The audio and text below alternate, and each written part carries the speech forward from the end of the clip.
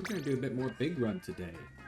I'm looking forward to it. We still haven't beat the Triumvirate. I got to try it a little bit yesterday. But I also just wanted to take this opportunity to just talk for a little bit. I feel like I'm not necessarily really good at talking, and I want to practice and get better at it. So let's talk about some recent controversy in my field of expertise. Um, there's lots of controversy recently, like as in the past year or so recently, in the field of artificial intelligence surrounding generative AI. And specifically where I see lots and lots of controversy and just, frankly, a lot of bad blood and bad behavior on both sides, is in the field of generative AI that produce images and other kinds of art. There's a lot of bad blood between people who use them and people who make them, and people who are traditional artists. Yeah, these traditional artists, I can really understand why they'd be upset, you know? Anytime you have, like, a big disruption in your industry, that's gotta be extremely stressful and upsetting. At the same time, however, it's probably worth clarifying a few points that they make that are just not really true. I'm not saying that everything is fine and dandy with AI. I'm saying there's some things that are said that are not true. And it's worth kind of discussing it all and having a look at all the nuance of everything that's going on. Because after all, if you can't appreciate the nuance of something, then how are you going to come to a solution that's workable for everybody, right? Is this game audio a little bit too loud? I think it is. Let me just turn it down just a touch. Okay, yeah, that seems better. That seems better. I'm glad I didn't die for that. I prefer not to. Oh dear. Okay, so they managed to save themselves somehow. Salmon Runner, heal yourself.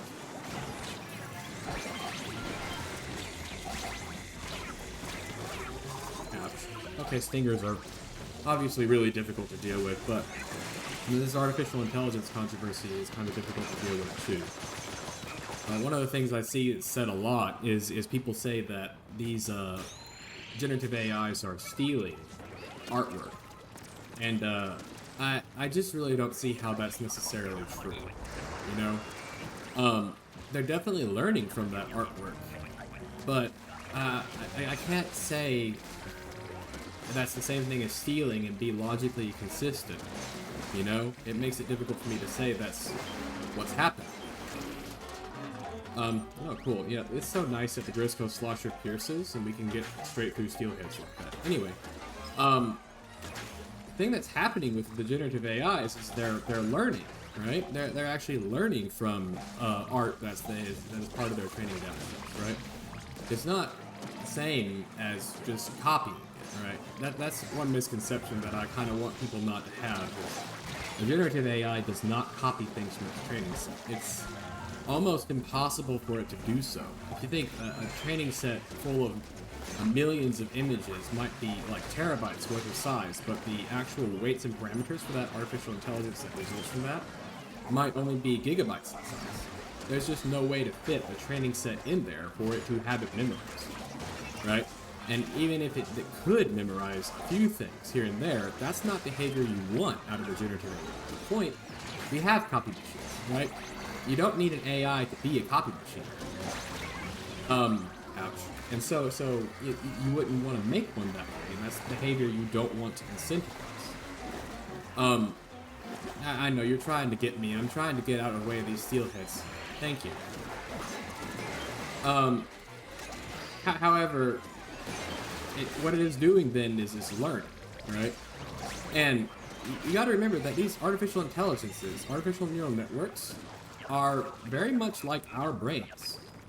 So, to keep myself logically consistent whenever I think about these kinds of issues, I kind of imagine them just as a small brain that is doing these things as well, right? And obviously, we don't have any kind of problem with an artist's biological neural network looking at art and trying to learn from it and learning how to produce art of their own, right? We can't have that be a problem.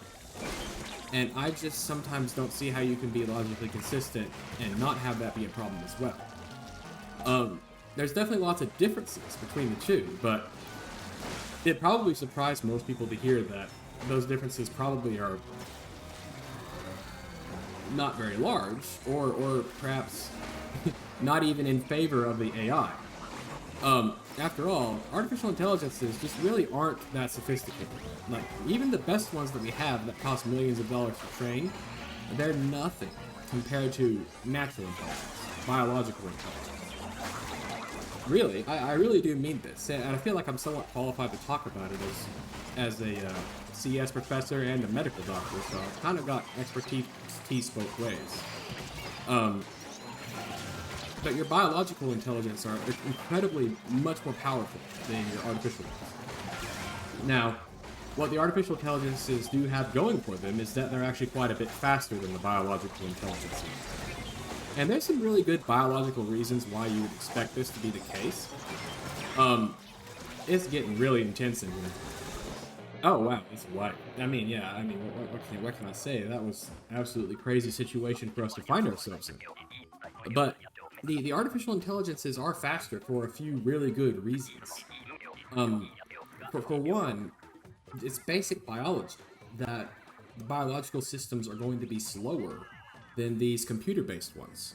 To think about your brain and your nervous system.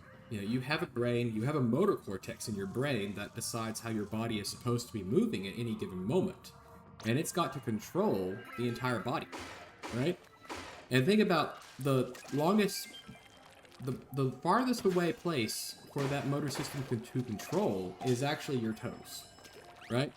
The nerves that eventually lead from your motor system through the spine and to the toes represent the longest connection through which information has to pass in your body, in your nervous system, right? And if your body conducted that information in the way it typically wants to conduct information on a cellular level, it would take months. It would take actual months for that information to arrive at your toes, right? And you can kind of see this with the, I know this might be kind of long and rambling, but it's if you bear with me, I think we could, there's a lot of really fun stuff to talk about. I'm sure a lot of people have heard of the disease rabies, right? The rabies virus. Rabies is a really fascinating disease because it actually affects the central nervous system. And the way it infects the central nervous system is it hijacks the chemical transport, the motor proteins, to actually transport itself from the peripheral area, like your limbs and toes, wherever you got the infection initially, all the way to your central nervous system. So that means it's traveling at the speed that your body moves chemicals through a cell, right? And the neat thing about rabies because of this is that you can actually get vaccinated and prevent an infection after you've been exposed. Most diseases, you don't have time for this. But because the rabies virus actually has to be attached to a motor protein and motored all the way from where you were exposed to the central nervous system through the neuronal cell body, the neuronal axon, which can be the length of your entire body, and it's a tiny molecule that has to travel that far. That actually means that you can get vaccinated after, oh, man, we got really stuck there. But that means you can get vaccinated after you've been exposed and prevent yourself from getting that infection. Which is why they give you rabies vaccines after you've been exposed, post-exposure prophylaxis of rabies. Once you actually have rabies, it's almost impossible to cure. Only like 1 or 2 cases have ever had an effective cure of rabies, so it's good that we have them. But that just goes to show how slow the body is at transporting information in the first place, right? Because the body's preferred mechanism for moving information around is chemicals, right? It wants to communicate information chemically. But when it comes to the central nervous system and the peripheral nervous system with it, it's just not feasible to move that slow. So what the body has to do instead is actually myelinate those nerves and use electrical conductivity instead, right? So, electrical conductivity, based on all the other ways cells communicate with each other and within a single cell, we know that electrical conductivity is not the preferred way that the biological systems want to communicate. but it is the way that they have to communicate in the case of a nervous system. And this comes back to our discussion of AI, because that's going to be the rate-limiting step. Inside of a single neuron, oh, poor guy died. Misfortune was unfortunate. In the space of a single neuron, down a single axon, oh, okay. You can actually conduct information through electricity. We better special here, or we're all gonna wipe. Okay, we got everyone saved. That's lovely.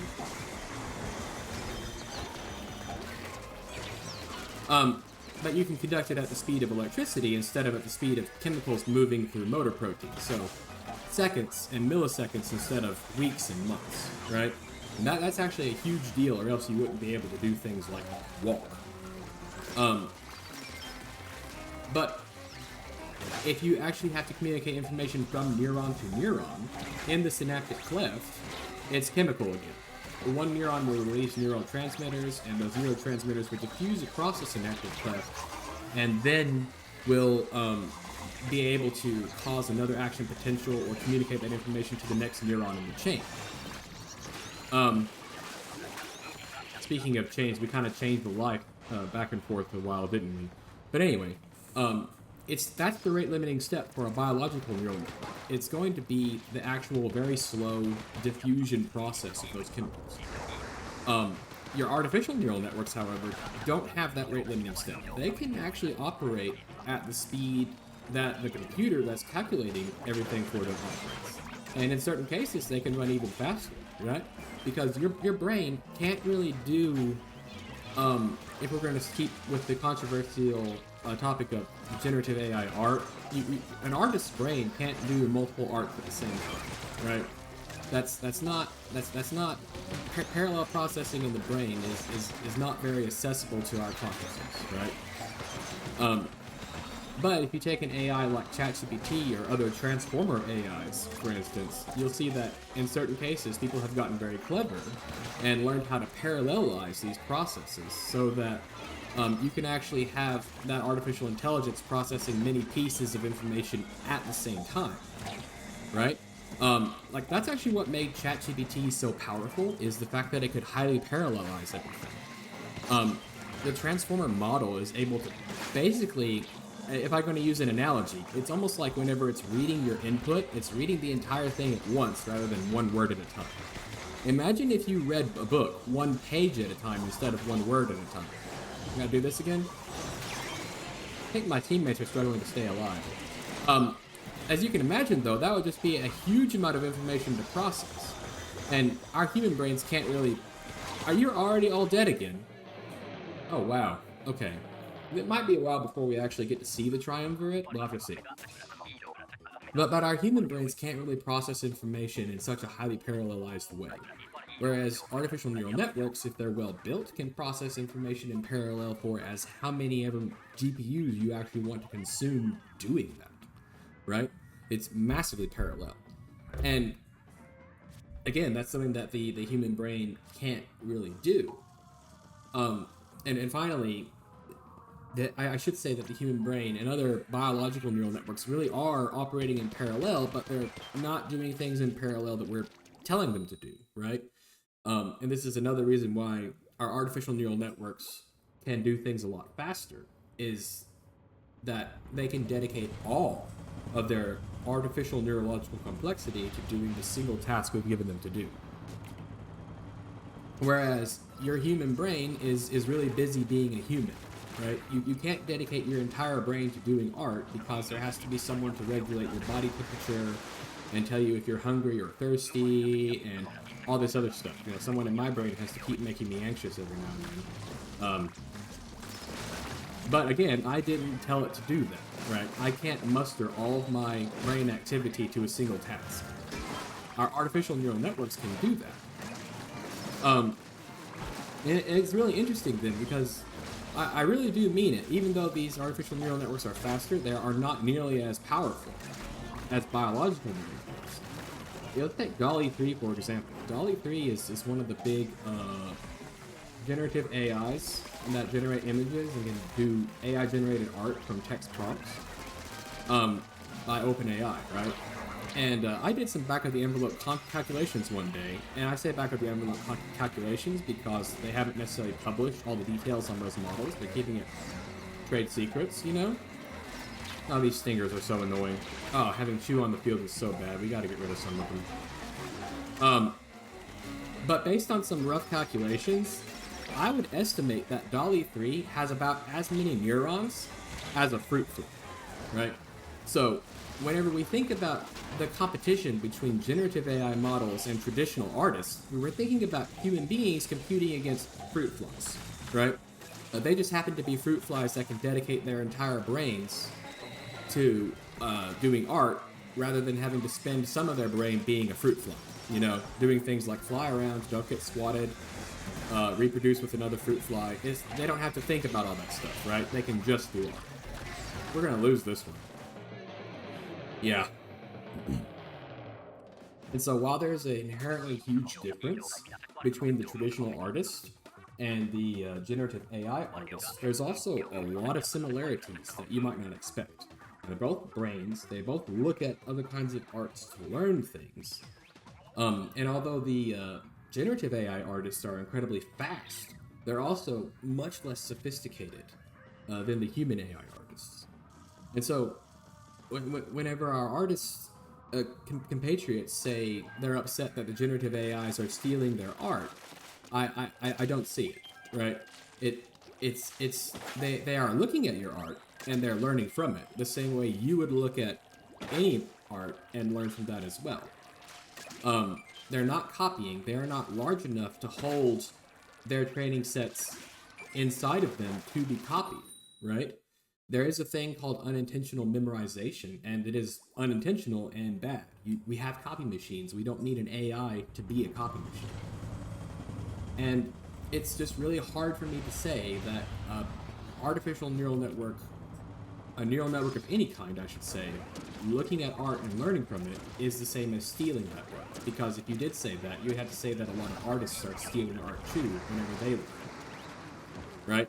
So, to be logically consistent, it just kind of bugs me this way. But I do think there are definitely things that need to be changed and need to be different, right?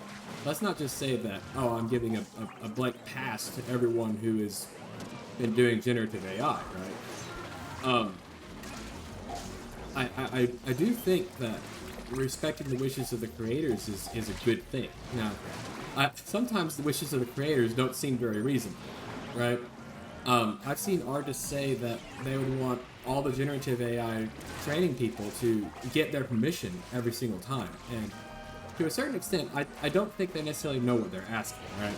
If you think about just these large models that have to collect millions and millions and millions of images in order to be trained, these data sets get very, very large, and in my opinion, I would think they're quite unmanageable by a small team, or even a large team, right?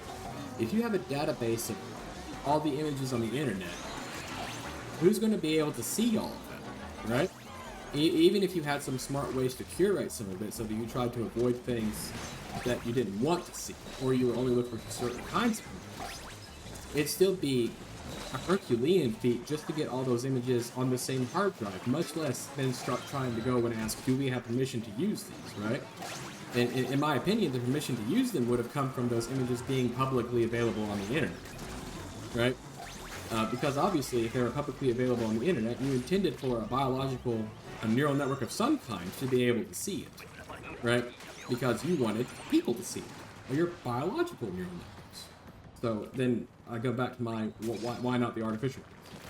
Now, the fact that we now have the controversy, however, I think means that our generative AI people should be trying their best to alleviate it. Now, that's not an easy thing, but that's actually where I really like the image poisoning tools, right? Now, the image poisoning tools, this was an idea, I actually kind of thought of this independently myself. I'm not going to say anyone stole my idea. I won't be saying that. I decided not to pursue it. But the image poisoning tools, oh, oops, I did not see that. The idea behind the image poisoning tools is that you add an adversarial attack to images that makes the neural network not train well, and in fact train rather poorly. And it's a very interesting thing. We know neural networks can sometimes be vulnerable to adversarial attacks. After all, like I said, they're not very sophisticated. They're not very powerful compared to our biological neural networks. I think we're getting in big trouble here and we need the special. I've got a very low range weapon, and I don't think I can dodge roll into these guys. So with those adversarial attacks, though, that what they're actually trying to do is make it so that it's not good to use those images. Now, I don't think this is going to at all work the way they would intend it to work, right? It's not going to keep your images safe from being used to train an artificial intelligence. The artificial intelligence is just going to learn around it or be designed around it so that it no longer has the problem, right? But what it does do is it provides a message of intent from the creator of that piece of art, right? If you don't want your art to be used to train artificial intelligences, then you need a way to communicate that. And again, you might think, well, why not just put it on the website or whatever? But you got to consider that they may not have gotten a hold of your art from your website. They may have gotten it from Twitter. That's someone tweeted your artwork at someone else and said, hey, this made me think of you, you know? And maybe that's something sweet and innocuous that you would want, but what has now happened is that artwork has become divorced from your message, telling other people how you want that artwork to be used, right?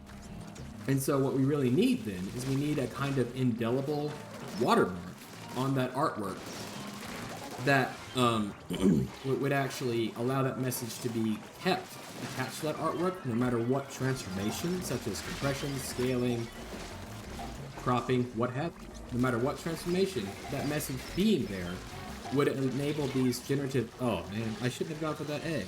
I thought I could get past the chum board.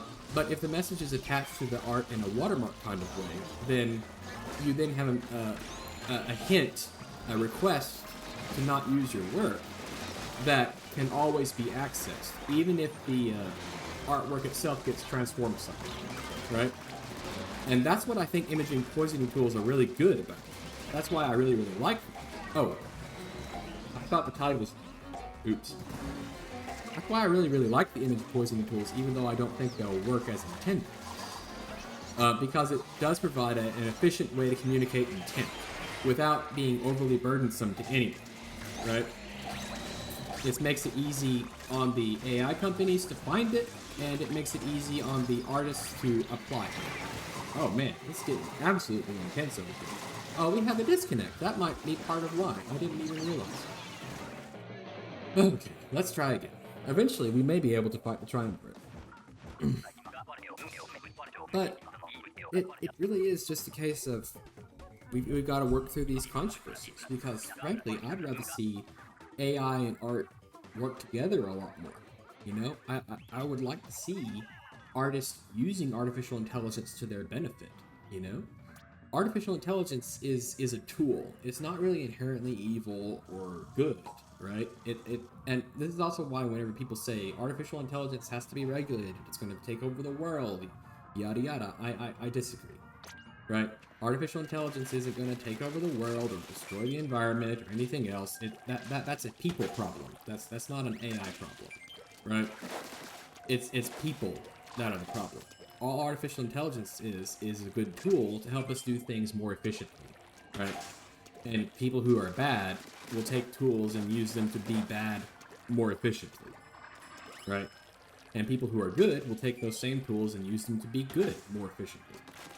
And so, I would love to see the artificial intelligence tools be adapted to better serve our artists, right? I want to see artificial intelligence tools that might do something like, if you were drawing on a tablet, you might draw a few strokes and then you say, you know what, I kind of see where this is going.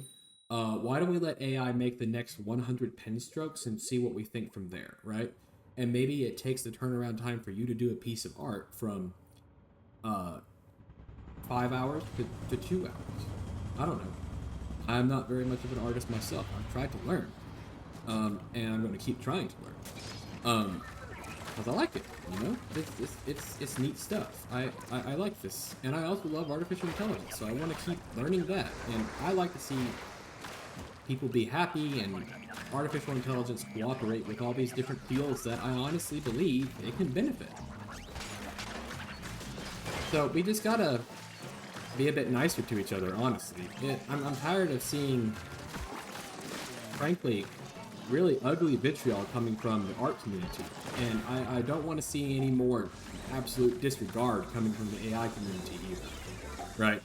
We need to definitely have a lot more respect for one another and think about how we can work together rather than how we can continue to oppose each other. And maybe that's enough of a rant for today. You know, I hopefully this has really shed some light on some things, and hopefully it's made it kind of clear kind of what's going on, and maybe got you to think a little bit about where you actually stand on this, right? Maybe now you can kind of see the dilemma that certain people get put in, and maybe now you can also see why other people might not understand why there's a dilemma in the first place. That maw's gonna kill me. But, oh man, that small fry actually knocked the bomb out of the way. Oh man, we've let too many flyfish be alive, haven't we? Oh dear, there's 2 people wiped. That's why there's so much bad going on. Really? Oh man, that's so frustrating. I got stuck. But yeah, I like generative AI. Whenever ChatGPT came out with DALL-E 3, I played with it quite a bit and posted some of the stuff on TikTok, and people seem to like it, you know? I liked it because of the novelty that it was a generative artificial intelligence making images, and at the time it was doing pretty well. Recent stuff I've seen out of this thing actually kind of does not impress me, frankly. It seems like it's gotten a little bit worse over time. But I'm also the kind of person who is obsessed with artificial intelligence and has built a career on it, so I like AI for its own sake, right? And I don't want to be compared to a thief or insulted or heavens forbid again be sent death threats or similar because I like artificial intelligence for its own sake, right? I don't see a contradiction between me liking both art and artificial intelligence and wanting to see the two actually be used together and get along together, right? I think that's a noble thing, actually. I want to see people's lives get easier, you know? And don't we all? Right? I mean, there's already plenty of hard stuff out there in the world today. We don't need to make it harder for each other. I want to see people's lives get easier. Anyway, I really hope that this kind of sheds some light on the controversy and maybe got you to think about things in ways that you haven't before, right? Because if it's at least opened your mind a little bit and got you to think about the possibilities, I think that's been a really good and valuable thing. And really, let me know what you think about all this, right? I think that everyone should be able to have a respectful conversation about it. So let me know. And let me know how things sound too, you know? Main reason I sat down to just absolutely talk and yap like this was just to kind of practice yapping. I want to stream video games. I've been working on it. I'm not good at it, that's for sure. I don't think I'm a very entertaining or likable person sometimes. But I want to get better, and one of the ways I've heard you can get better is just by practicing talking, you know? And that's what I've done here today. I wanted to practice talking and see how it went. Talking about the art and AI controversy was just something I absolutely could talk about for 30 minutes straight, right? Now, everyone's got their subject. Video games, artificial intelligence are my subjects, for sure. I love video games, I love artificial intelligence, I will absolutely talk your ears off about any one of them. I'm really excited for the next Legend of Zelda game, for instance. Okay, so Gritzko's Platanas pierces, and the steel head actually explodes and damages nearby enemies. Okay. Oh man, I hit the special, and they managed to kill me before the super armor got put on. Too bad. Wow. How many have we actually done so far? I've been talking here for quite a while now. Um, but video games, though, you know, we got to talk about the controversial topic. Maybe we should talk about video games for a little bit instead. I absolutely love video games. And I'm a big fan of Nintendo games specifically. All the Nintendo games. I love them intensely and deeply. I don't even know how to describe how or why I do, right? I've got the I've got the autism, that's for sure, and I've got the ADHD with it, and I think that video games are one of my special interests, right? And I can't even just tell you how joyful I feel whenever video games come up in a good way, right? I feel so much joy thinking about the new Legend of Zelda game that's coming out. The new Legend of Zelda game, oh, we're on low tide. Okay, where's the basket? Still here, and it's neck. Okay. Echoes of Wisdom, though. Echoes of Wisdom. This is very cool. It's going to be like the first time that Zelda's been the lead in her own series that we can actually talk about in polite company, right? And if you know what I'm talking about there, then you know not to talk about it in polite company. Man, this is a mess. I can't do nothing with this. I guess I do this. What else was I supposed to do? I've got the Grisco Dualies.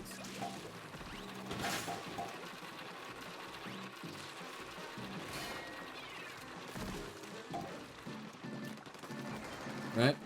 So I've got like the zero range weapon, so I don't know what to do about this. Zero range weapon is not good for grilling.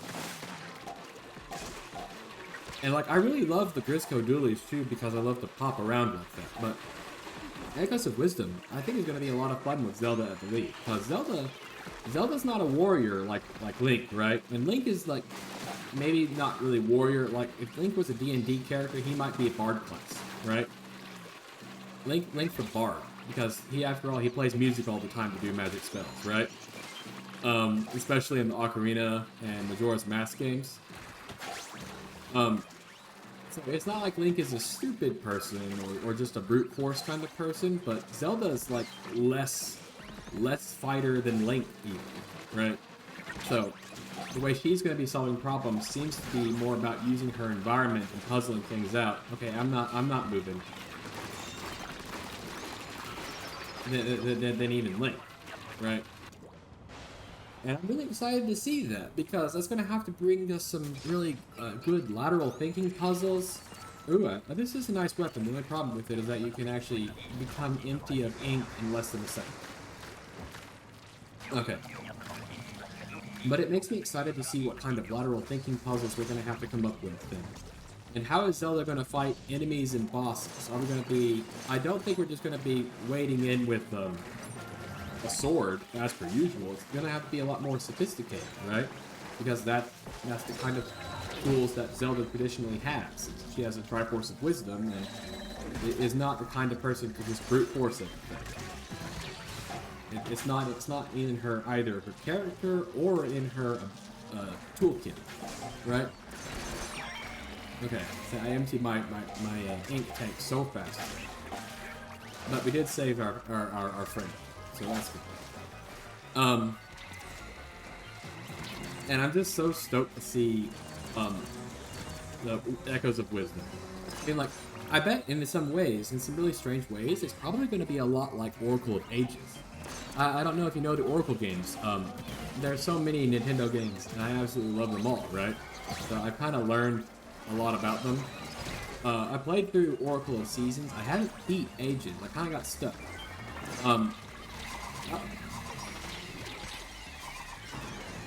Okay, there we go. That was close. But Oracle of Ages, between the two Oracle games, was considered to be more puzzle-oriented, and Seasons was more combat-oriented, right? So even in Oracle of Ages, you would have bosses like Smog, right? Smog was a boss that was essentially tiny little cloud demons that were revolving around blocks, and you had to actually move those blocks to force the Smogs to collide with each other and combine into a large Smog, his true form, right? And it was only in that enlarged combined form that you could actually do damage, right? So it was a boss that you actually had to fight with a sword and everything, but at the same time there was a huge puzzle element to the fight, right? I'm very interested to see how all that goes. Oh. Moth. How unfortunate. What?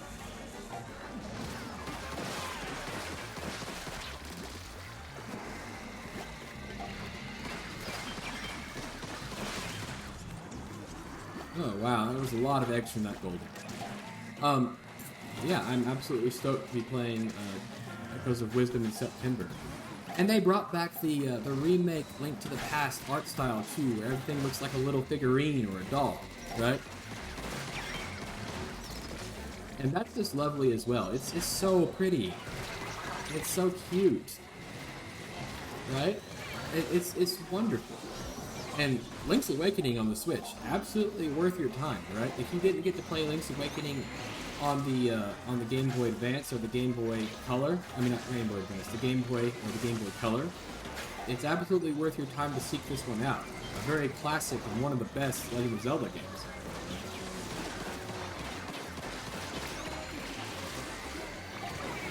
Okay, we managed to revive one of them. That was getting to be a really tight situation, wasn't it? But yeah, totally worth your time. Totally worth your time. And even if you have played it on the Game Boy Advance, being able to see it in that really vibrant, cute art style is also worth your time. Did we just survive and we got the emergency? We did. Triumvirate. Okay, let's lock in here, right? I get to fight him again. Hopefully we can do it this time. Last time I managed to KO Ouroboros and Kohozuna, but we left the Joe alive.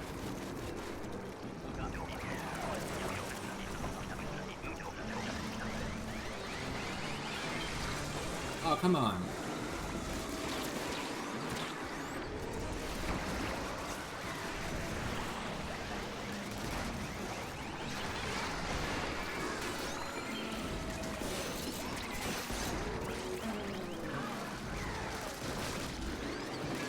Ouroboros. You gotta hit him in the mouth a few times.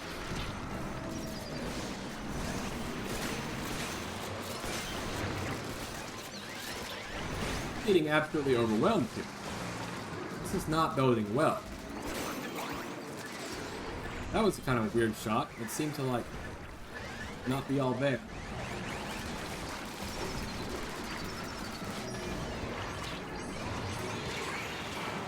Okay, that hurt. Excuse me.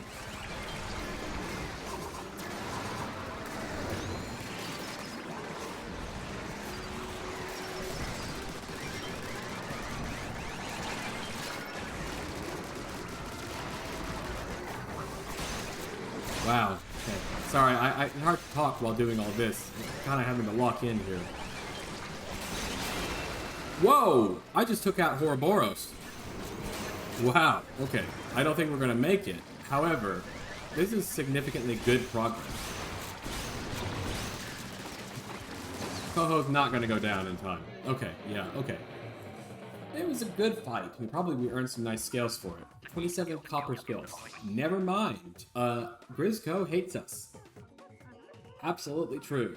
We got the worthless of the worthless stuff. And the most of it. Wow. What a bummer. Anyway, I hope everyone's had a good time talking today, and let me know if you kind of like this kind of thing.